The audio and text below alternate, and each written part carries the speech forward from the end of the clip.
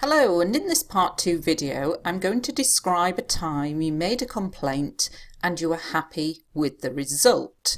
And you should say when it happened, who you complained to, what you complained about, and explain why you were happy with the result. Thought long and hard about this one, trying to think of something that everybody could use if you wanted to use the same topic as me. So it's a true story, I'm talking about a time I made a complaint in a hotel. So I think it's one that lots of people can use in their IELTS Part 2 answer.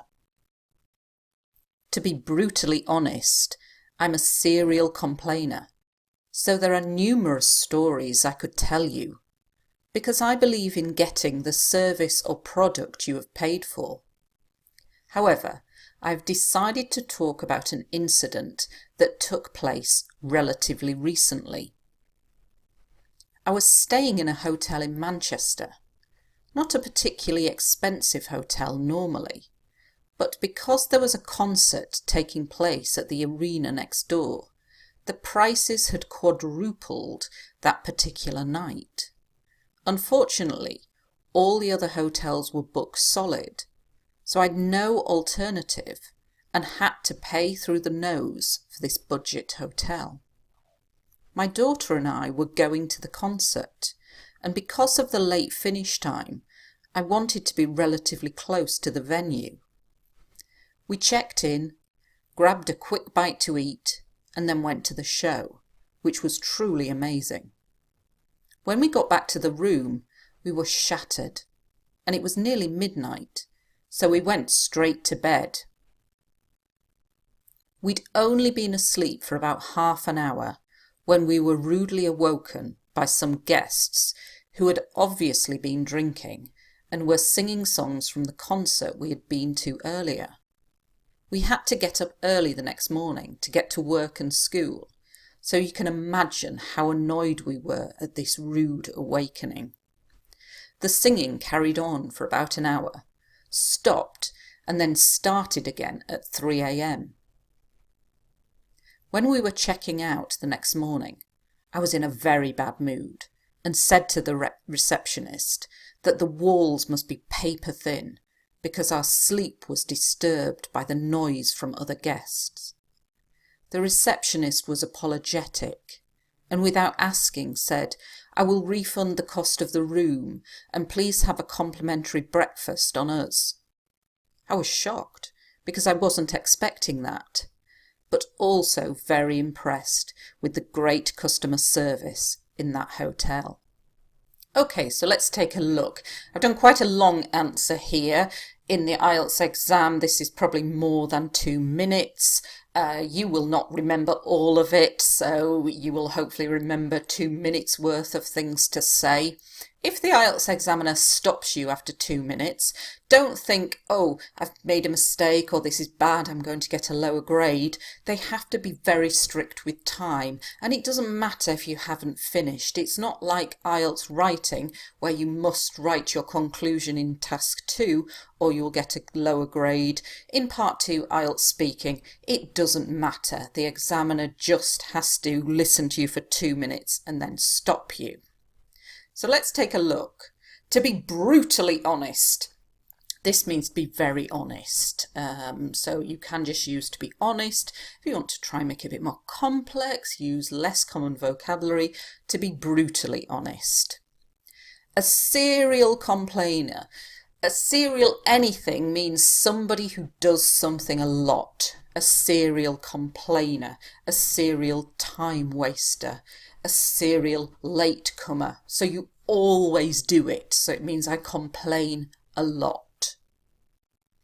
Numerous means many. You can use it in IELTS writing as well as speaking. I believe in getting. This is just a grammar point to point out. When we use believe in followed by a verb, it's an ing verb. I believe in eating. I believe in going. I believe in having. An incident is something that's happened. So the thing I'm talking about, the incident that happened.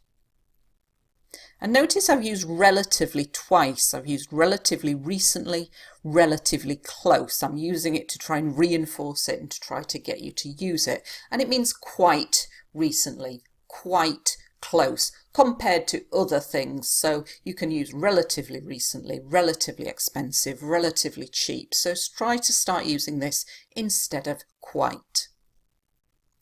There is a lot of great grammar in this answer. When you're talking about something in the past, we can use the past continuous. I was staying.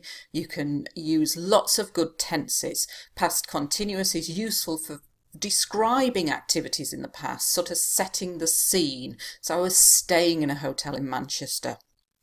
Great use of grammar. Not a particularly expensive hotel. Not that expensive. Normally, usually. Here, past perfect. IELTS examiners love this. Use it in IELTS Writing Task 1 Academic to say something had happened before a particular time in the past. So by 2006, the price of cars had doubled. Here I'm saying the prices had quadrupled. They were 4 times higher, and this event had occurred in the past, so it had quadrupled before I booked it. To be booked solid, they were booked solid. It means fully booked, completely booked. I had no alternative. This means no other option. An alternative is another option. Here's something very idiomatic that you wouldn't use in IELTS writing, but it's great for speaking. To pay through the nose for something, and it means to pay a lot of money. A budget hotel. This is a very cheap hotel.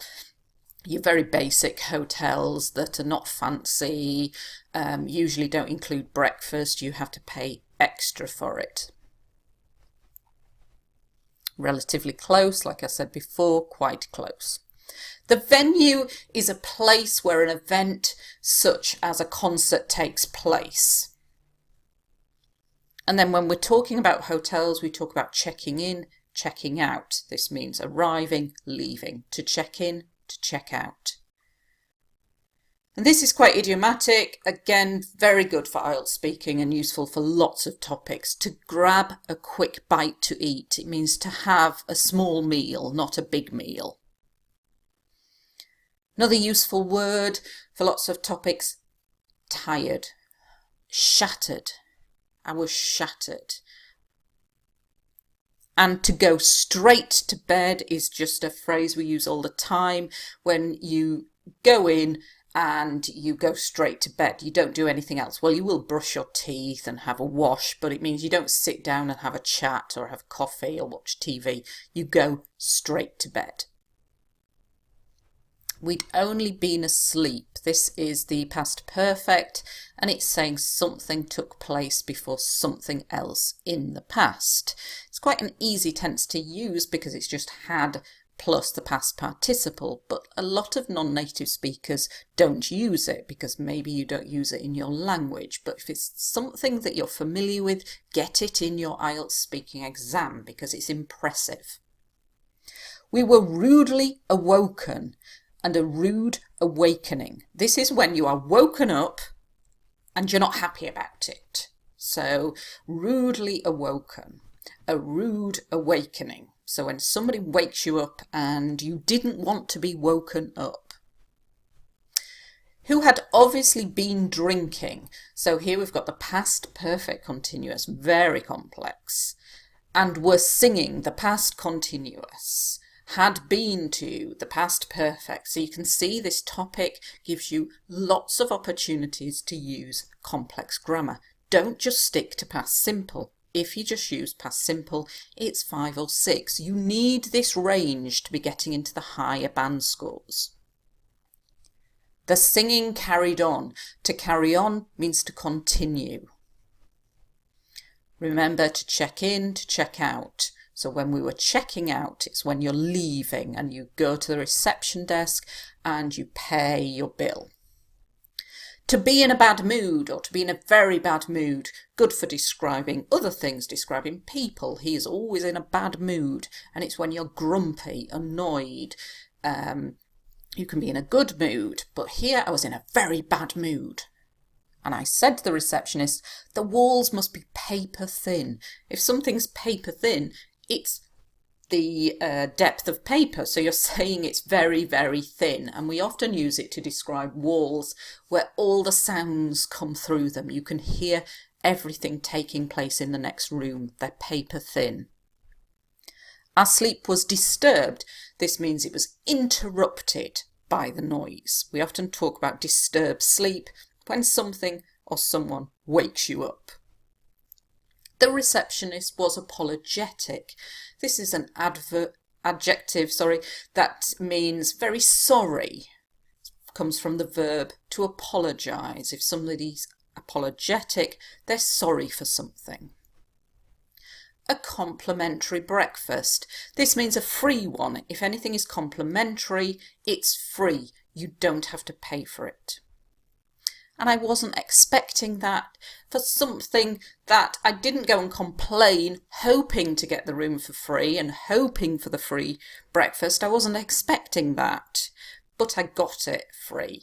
And, it was great customer service. So if you're talking about a complaint you've made and then you're happy with the result, it will be because of the good or the great customer service that you have received.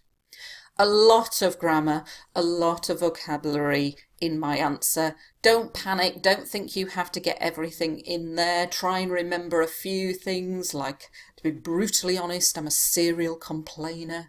Apologetic is a useful word, a complimentary whatever, something that you're given for free. So think about the topic that you would talk about if you got this, but I think this hotel complaint is a very good one and an easy one to talk about. Thanks for watching.